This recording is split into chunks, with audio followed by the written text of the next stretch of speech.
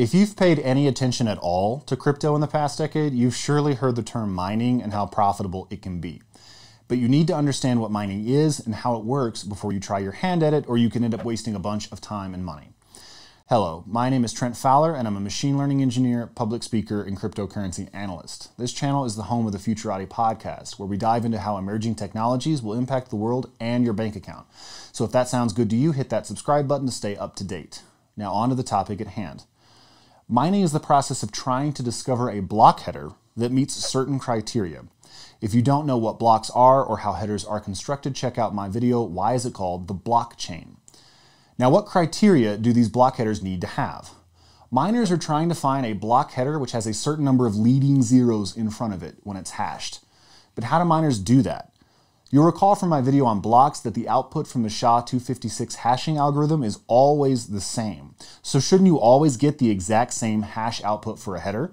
What do we vary inside the block header to get different hash outputs to check against the criteria? The answer is that we vary the nonce. As mentioned in previous videos, the nonce is just an integer that starts at 0 and increments up by 1. At each iteration, the header, with the current nonce, is fed into the SHA-256 algorithm, and the network will check to see if the hash output has the criteria, the number of leading zeros, that it wants. If it does, the search is over. If it doesn't, the nonce is bumped up by 1 and the header is hashed again. The network periodically recalibrates by changing the number of leading zeros required. More zeros means more difficulty, fewer zeros means less difficulty. Miners across the network compete to be the first node to discover a solution to the mining problem and add a new block to the distributed ledger. When one wins, their solution is verified and they are awarded some amount of Bitcoin, and the search begins anew. This mining process requires computational work.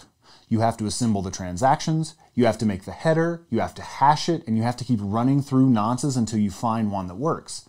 If you find a header that meets the difficulty target, you have proven that you've done that work. So we call this algorithm proof of work.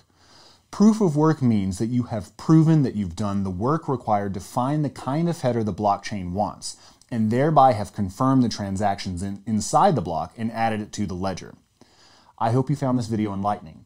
Don't forget to like it and subscribe to our YouTube channel, or check out some episodes of the Futurati podcast where we talk about everything from crypto to AI to quantum computing to space exploration. And you can also follow me on Twitter at Trent_stempunk. Thank you.